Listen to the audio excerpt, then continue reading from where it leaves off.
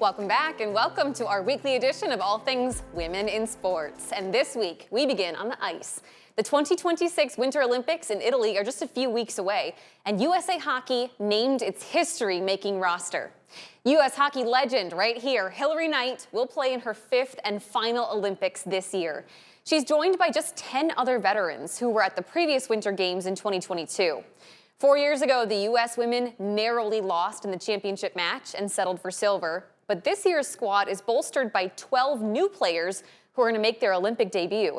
That includes 7 college players like this woman right here, Layla Edwards. The University of Wisconsin defender is making history as USA Hockey's first ever Black woman Olympian.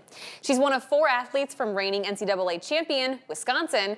Team USA opens the Olympics on February 5th.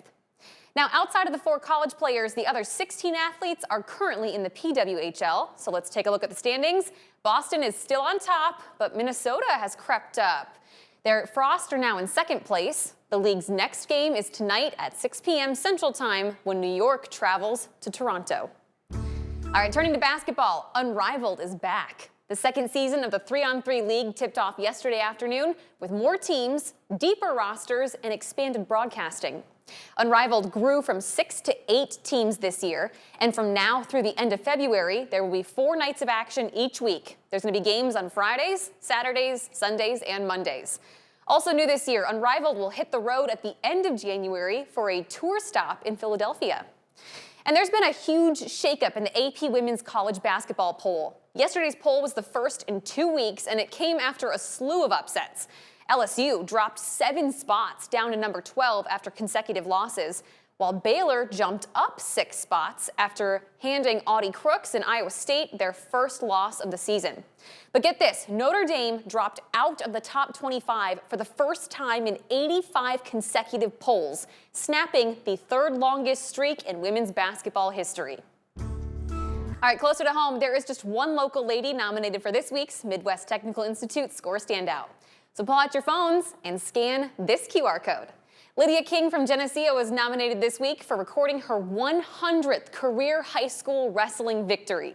You can vote for any of this week's nominees through this QR code or just by going to WQAD.com. You have until tomorrow at noon to cast your vote. Each week's winner is featured on Off the Cuff.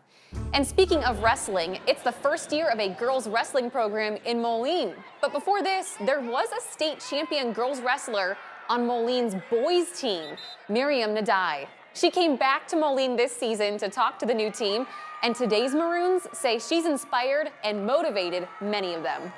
It's just so amazing. Just hearing her name inspires me, knowing what she did and that I can do it too. And just thinking about that when I go onto the mat, how hard she pushed. And like Yasmin said, she didn't start her freshman year, and I didn't either. And so it inspires me to keep pushing, knowing that even though I started late, that I can still keep going. I want to be as strong as her. I want to win some one of my matches and be exactly like her.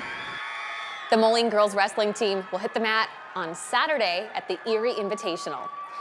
And finally tonight, we got a quick tennis update for you.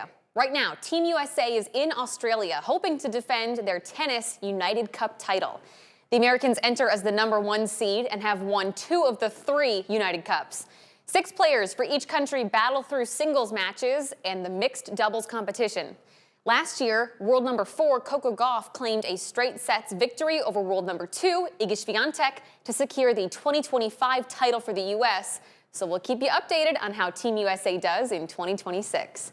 But for today, hey, that'll do it for this week's edition of Women in Sports.